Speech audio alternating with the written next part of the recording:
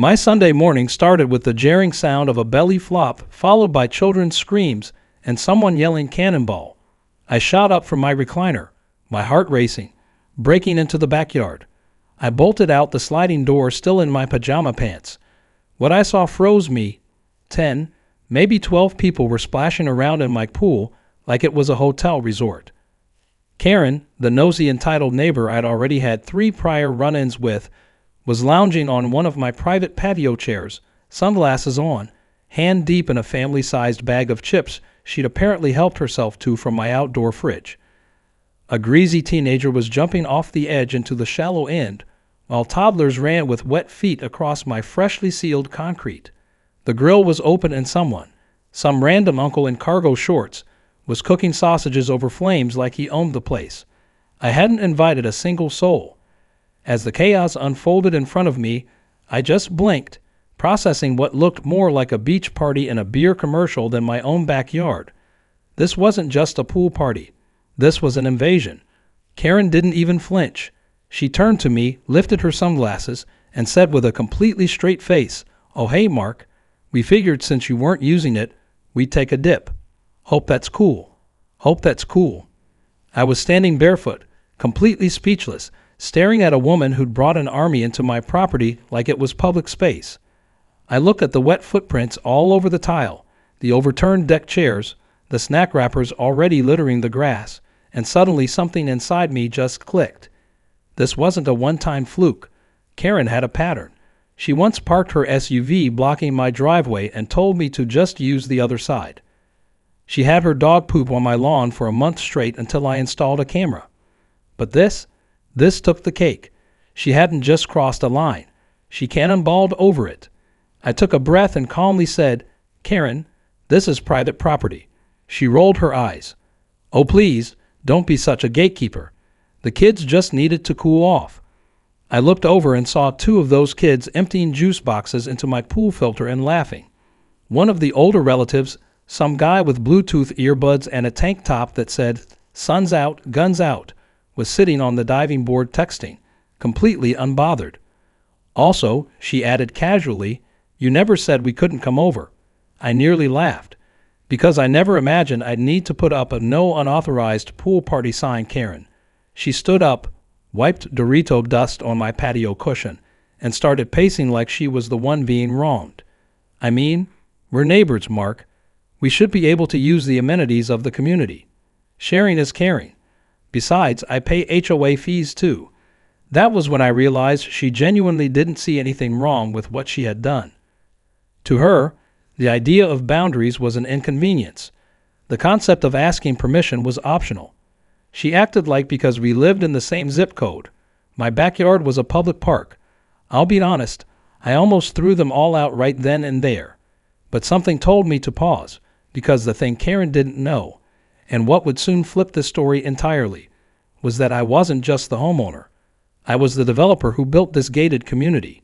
The systems, the software, the access points, everything from the smart gate to the back-end code controlling the neighborhood infrastructure I had designed or approved myself.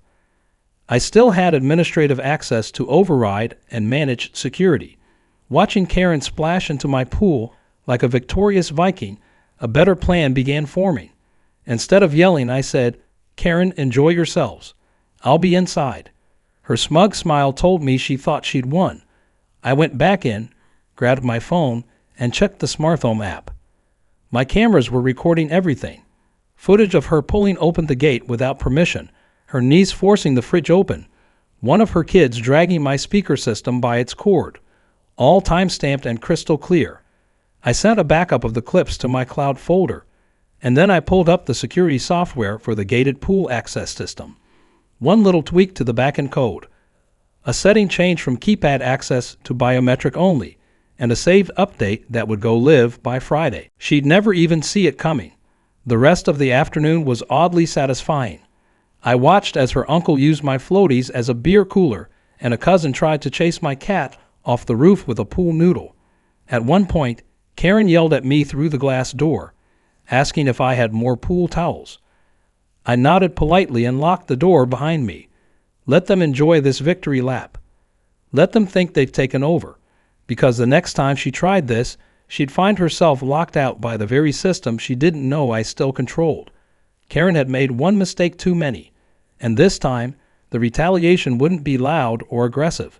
It would be digital, invisible, and perfect. That night, as the sun set and Karen finally herded her sunburned family out the gate, she waved at me like nothing had happened. "See? No harm done," she called out. I just smiled and replied, "Hope you enjoyed it." She winked and said, "We'll be back next weekend." I nodded again, suppressing a grin. "Sure you will, Karen. Just try opening that gate next weekend. Because the code?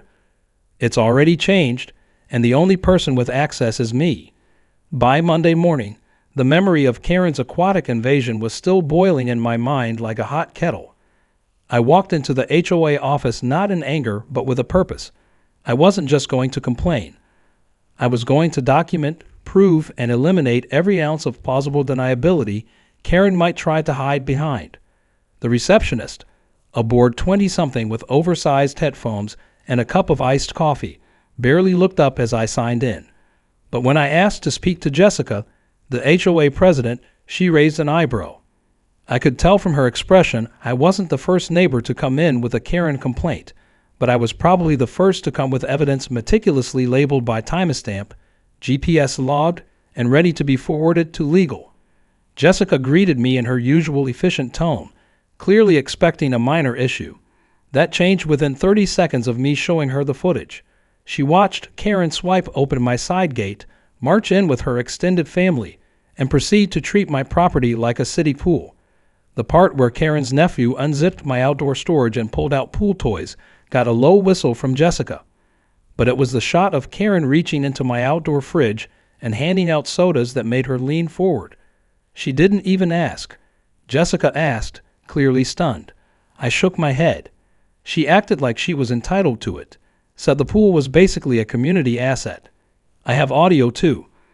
I played the part where Karen claimed, loudly and confidently, that since I wasn't using it, we figured we'd enjoy it.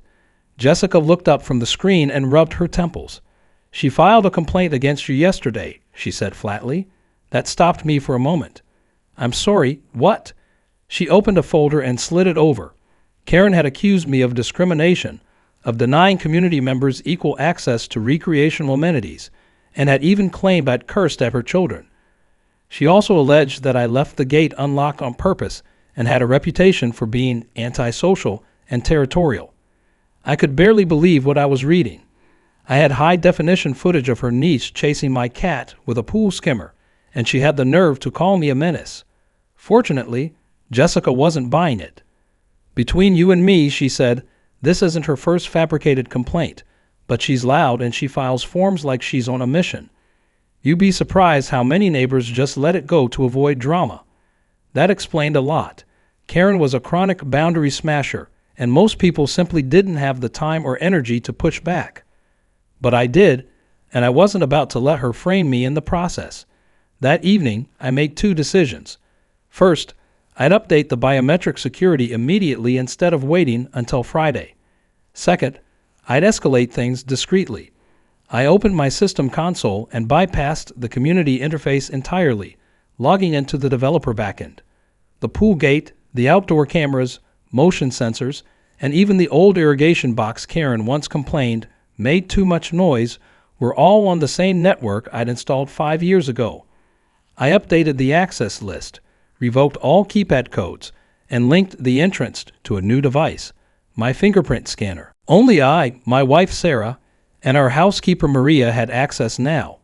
For extra flair, I created a backup motion alert. If anyone stepped into the side yard while the system was armed, it would ping my phone and send an automatic 5-second clip to a private cloud folder. Not only that, it would play an automated message from my speaker system. "This area is restricted to authorized residents. Step away."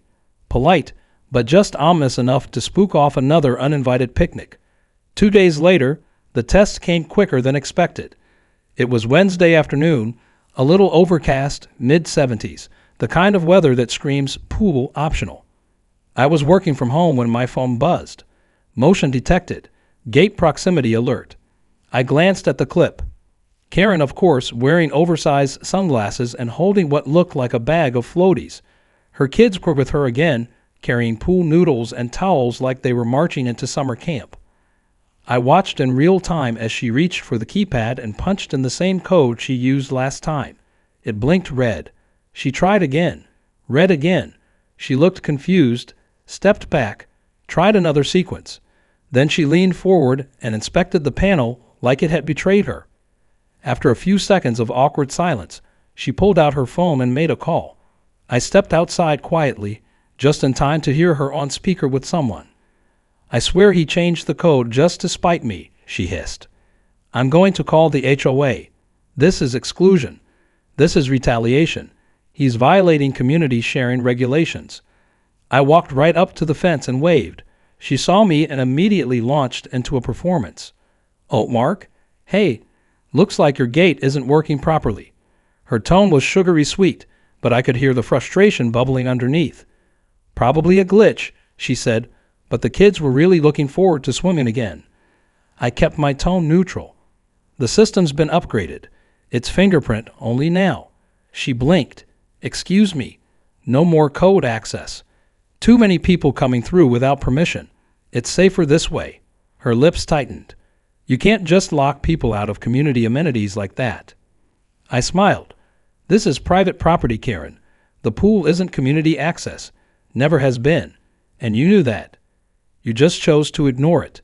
She started to say something, but I gently cut her off. "I also have footage of last weekend.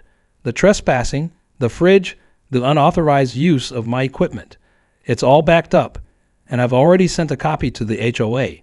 So before you escalate, I'd really think about what comes next." Karen's mouth opened, then closed. She clutched her phone and turned to her kids. "Let's go. This man doesn't believe in neighborly love." As they walked away, one of the kids asked, "Why can't we just use our own pool?" Karen snapped, "Because ours is smaller and boring." That night, I received an email from the HOA. Jessica thanked me for the footage and mentioned the board had called a special session to address repeated policy violations by a resident. I knew exactly who that meant. As I sat on my patio with a drink in hand, watching the calm ripples of the now peaceful pool, I knew I'd taken the right step. Karen wasn't just a nuisance anymore. She was now on record, and the walls, both physical and digital, were officially up. By the time Saturday rolled around, the neighborhood was buzzing, and not in the usual lawnmower and dog barking way. Karen's social media post had lit the digital match, and now the wildfire of false outrage was burning across the local Facebook group, her Instagram, and even some oddly curated HOA community forums. She had posted a filtered selfie of herself in front of my locked pool gate with a massive pout, captioned with something that read like a bad courtroom drama. "Locked out of my own neighborhood pool by a bitter neighbor. Who else thinks this is totally unfair? Hashtag community matters, hashtag momlife, hashtag let's swim." What followed were dozens of supportive comments from people who clearly didn't know the full story.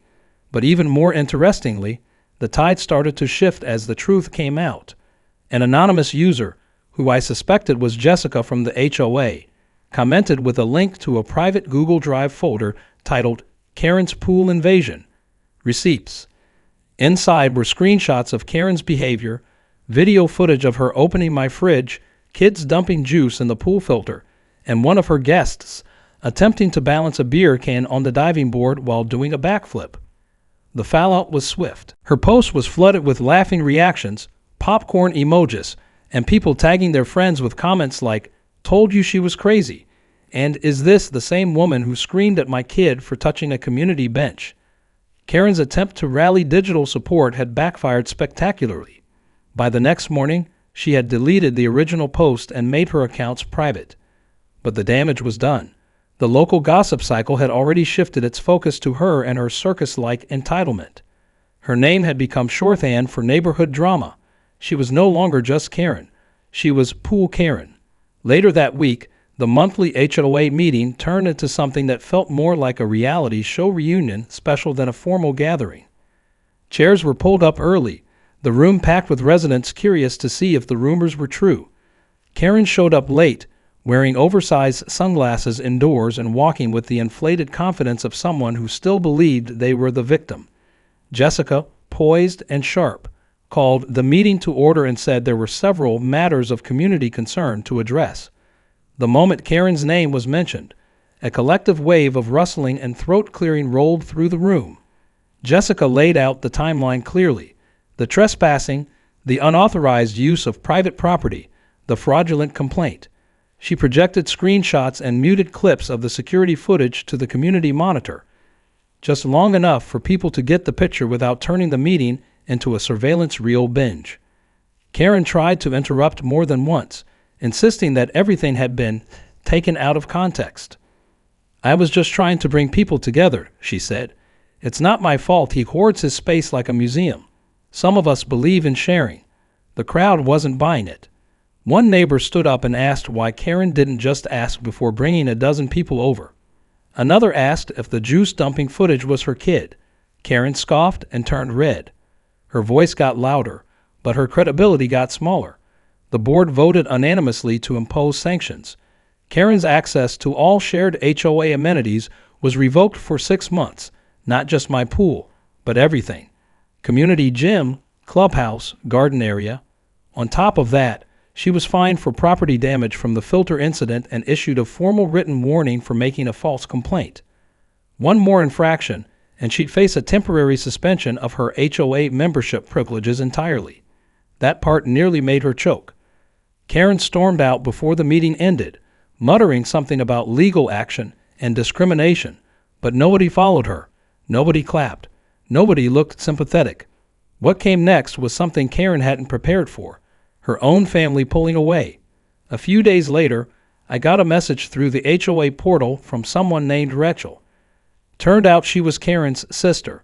She apologized for what happened at my pool and said she hadn't realized how bad Karen's behavior had gotten until seeing it on video. Apparently, she and a few of the family members had been dragged into the backyard takeover under the impression that it was pre-approved or part of a community event. Rachel even offered to help pay for the cleaning fee, but I declined. I told her the cameras had already caught everything and that the HOA was handling it. Still, her message felt sincere. It also confirmed that Karen had been lying not only to the neighborhood, but to her own relatives. I started noticing small shifts in the days that followed. Karen's kids, usually loud and visible around the cul-de-sac, started walking home with their heads down. They weren't to blame for their mother's behavior, and it was sad to watch them become collateral damage. At one point, I saw the teenage son hesitating by my mailbox, probably wanting to apologize or explain, but he never did. I didn't push it. The whole situation had spiraled into something way beyond a simple pool party gone wrong. It had become a neighborhood case study in what happens when entitlement crashes into accountability. Then came the cherry on top. I got a call from the local news blog, the kind that covers lost cats, farmers markets, and homeowner spats that go viral. They'd wanted a statement. Apparently, the video clips had been reshared to a larger Reddit thread and picked up by an account that specialized in neighborhood nightmares. I declined to give an interview, but they still ran a story titled Gatekeeper Genius, or HOA Hero, the man who digitally beat back Karen. The thumbnail: a blurry shot of Karen mid-scream, cropped from the security footage with her mouth wide open and arms flailing. The comments section was a battlefield of opinions, but most people cheered for the quiet guy who used tech to set boundaries without ever throwing a punch. That weekend, for the first time in what felt like ages, my pool was peaceful. I invited over a few close friends and neighbors, not a giant bash, just a relaxed evening with music, burgers, and people who actually asked before showing up. There were no tantrums, no stomping feet, no lectures about sharing, just good conversation and the sound of water lapping gently against the tile. One neighbor leaned over and said, "You know, if Karen hadn't messed up so badly, half the people here wouldn't even have talked to each other. So weirdly, thanks to her, this place is more united than ever." I laughed. It was true. In a strange, chaotic way, Karen had given us all a shared story, a ridiculous villain, and a reminder of why boundaries matter. But this wasn't over. I knew Karen well enough to know she wouldn't disappear quietly. She would stew, plot, and try to reclaim whatever social power she thought she had lost. What she didn't know was that my preparations had only just begun, because when entitlement pushes too far, there's always someone ready to push back. And this time, the whole neighborhood was watching. It was almost predictable. Karen couldn't let things go. For the first week after the HOA sanctions, things were quiet. Too quiet. She didn't storm into meetings. She didn't post any new rants online. She didn't even make a passive-aggressive comment when passing neighbors. But that wasn't Karen being remorseful. That was Karen calculating. People like her didn't give up. They waited. And then, one Thursday night just before midnight, my phone buzzed with a security alert from the motion sensors. I sat up in bed and opened the app. There she was, Karen, wearing all black, crouched by the side of my property, holding a flashlight in her mouth and a pair of garden gloves on her hands like she was performing some late-night espionage mission. In her hands was a mess of jumper cables and what looked like an old car battery. It took me a moment to process what she was doing, but then it became clear. She was trying to manually short the power to my pool gate. She traced the cable from the panel I had installed years ago, one that linked the outdoor lighting and gate systems. She thought if she could kill the power, the biometric lock would disengage and she could get access back, or at least send a message. Unfortunately for her, I had seen this coming. Months ago, I had upgraded the entire pool security system with solar backup and internal fail-safes that kept it locked even when the power cut. More than that, I'd rigged it to respond to tampering with a few surprises of its own. Just as she hooked the final cable to the panel, the entire backyard flooded with LED spotlights, illuminating the night like a stadium. An automated voice echoed from a hidden speaker. Security breach detected. Footage is being recorded. Please step away from the property. She froze, eyes wide like a deer caught mid-crime. She looked around frantically, clearly hoping no one saw her. But every light in my house clicked on, and a second later, the cameras captured her bolting toward the sidewalk with the battery still in her hands. I watched her flee on the app in real time, her shadow dancing across the fence line. I didn't need to chase her. I didn't even need to say a word. The whole thing had been recorded, time-stamped, and uploaded directly to both my cloud storage and an HOA security drive I created just for situations like this. She had no idea just how deep my systems ran. The next morning, I sent the footage to Jessica along with a brief summary. Within an hour, she responded, "Thank you, Mark. We'll be forwarding this to the local police as well. This is no longer just an HOA issue." By lunch, 2 officers were knocking on Karen's door. She tried to play it off, claiming it was a misunderstanding, that she was retrieving something from the yard, and had accidentally touched the cables. But the officers had already seen the footage.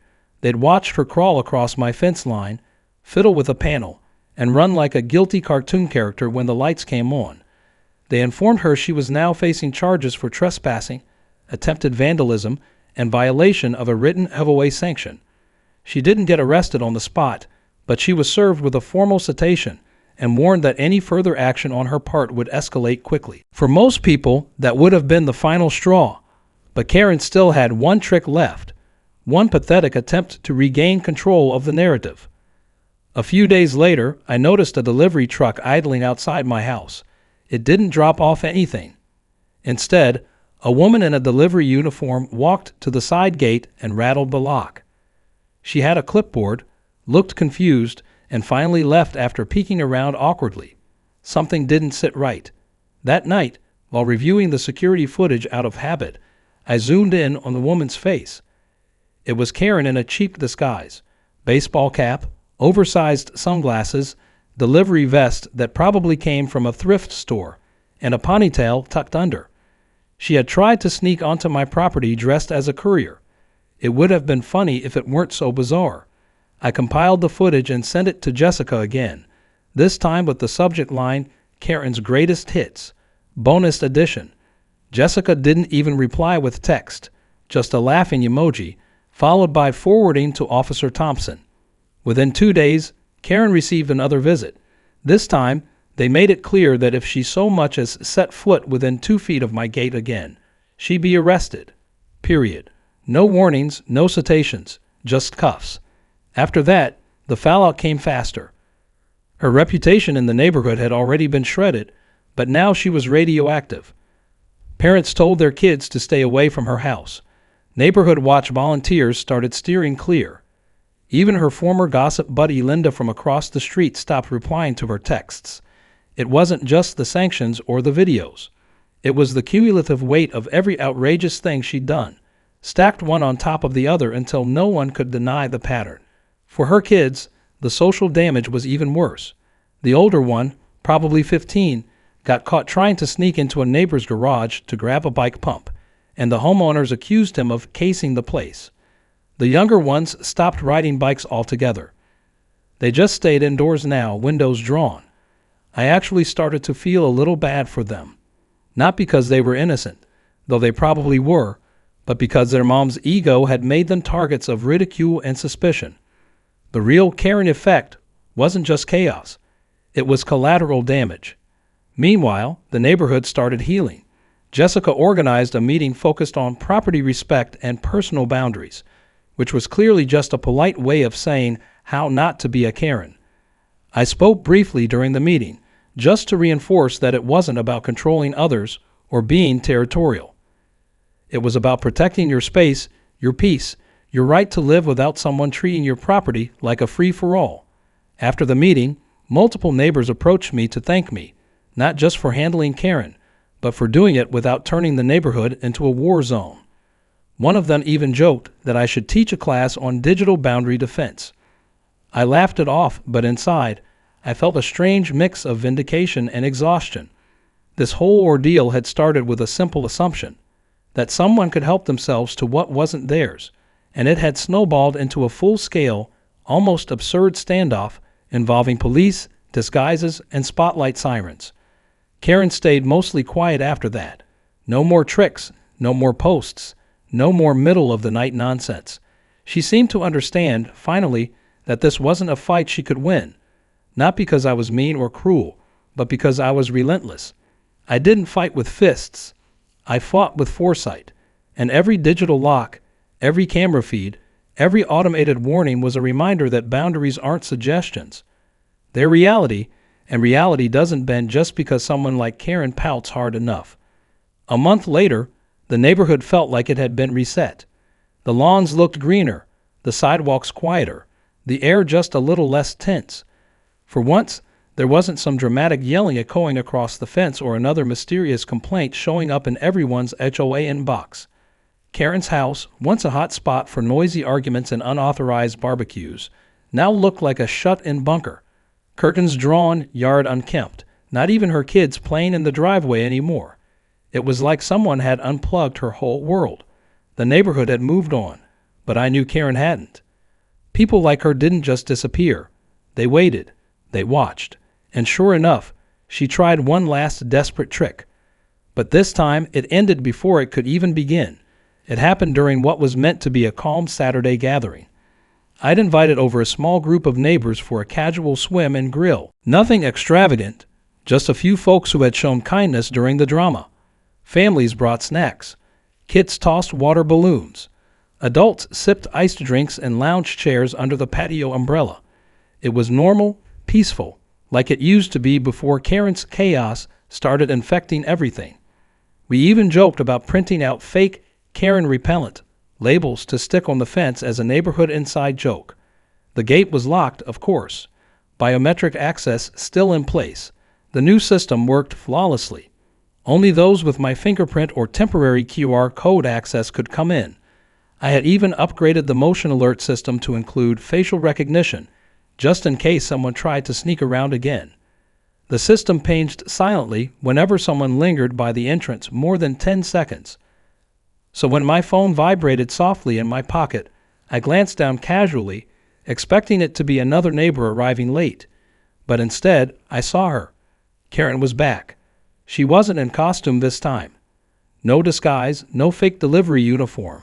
She stood at the corner of the property, just outside the fence, wearing dark sunglasses and a tense, too-wide smile that screamed she didn't know whether to beg or bark. In her hand was a pie, pecan, or pumpkin, hard to tell through the plastic wrap. She just stood there, unmoving, holding it out like a peace offering, some sort of weak symbolic gesture. I didn't go to her. I stayed where I was, half watching through the camera feed while chatting with a neighbor. I wanted to see what she'd do. She eventually knocked. Well, more like tapped on the fence with her knuckles. It triggered the proximity alert. Her voice was barely audible, but the mic picked it up. Just wanted to say I'm sorry. Thought maybe we could talk. She said it without energy, like someone reading off a script they didn't write. She lingered for a moment longer, then quietly placed the pie on the ground and walked away. She didn't look back. I didn't go get the pie. I left it where it was, sitting there on the pavement like a strange monument to all the boundaries she trampled. Later that evening, after everyone had left, I checked the footage again. No tricks, no tantrums, just that brief, awkward moment. Maybe she finally understood that her efforts to bulldoze her way through life weren't working anymore. Or maybe she thought the pie would buy her a way back into everyone's good graces. Either way, the answer was the same: no access. About a week later, a moving truck showed up in front of her house. Slowly, over 2 days, furniture was carried out, boxes stacked in the back. There was no dramatic farewell, no teary goodbye or final declaration of war, just quiet loading, a few tense glances from the movers who probably sensed the neighborhood's eyes watching them. And then, finally, Karen herself stepping out with a last duffel bag and slamming the door behind her. She climbed into the passenger seat of a beat-up silver SUV and vanished. Rumor had it she listed the house in a panic after being warned that any further incidents would result in a civil suit from the HOA. Others said her sister finally convinced her to leave after being embarrassed one too many times by her antics. Whatever the reason, the house sat empty for 3 weeks until a young couple moved in. Sweet people, quiet, respectful, the kind who ask before doing anything and show up to neighborhood cleanups with homemade lemonade. A refreshing change. After Karen was gone, something strange happened. Neighbors started bonding more.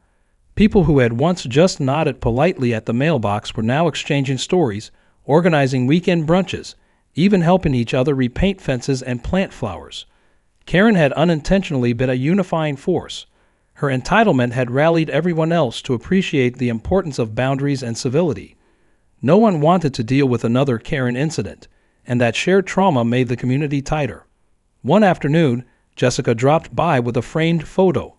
It was a group picture from the last HOA event, everyone smiling, standing near the clubhouse fountain with a little sign in front that read "Respect Lives Here." She handed it to me and said, "Figured you deserved to have this. You started the change whether you meant to or not." I accepted it with a grin. The neighborhood hadn't just survived Karen. It had outgrown her. As for the pool, it returned to being a calm haven. The only splashes were joyful ones. The only visitors were invited. And the only music playing was from actual playlists, not someone's blaring Bluetooth speaker set to maximum volume. No more floaties being used as beer holders. No more unauthorized cookouts. No more shouting about shared spaces while dumping chips on private lounge chairs. It was peaceful. Earned peace. Not the kind that comes naturally, but the kind you fight for with patience, planning, and a whole lot of camera angles. One final thing changed. Right by the pool gate, just above the new lock system, I mounted a small wooden plaque. I burned the words into it myself, using an old wood burning tool I hadn't touched in years. It read, "Entry earned through respect, not assumption." It was simple, clear, and for anyone who remembered the saga of Karen, impossible to misinterpret. The plaque stayed there long after the memories of her faded, and every time someone new asked about it, I'd smile and say, "It's just a reminder of a lesson we all learned the hard way." Because sometimes it only takes one uninvited cannonball to teach an entire neighborhood how to swim together with boundaries.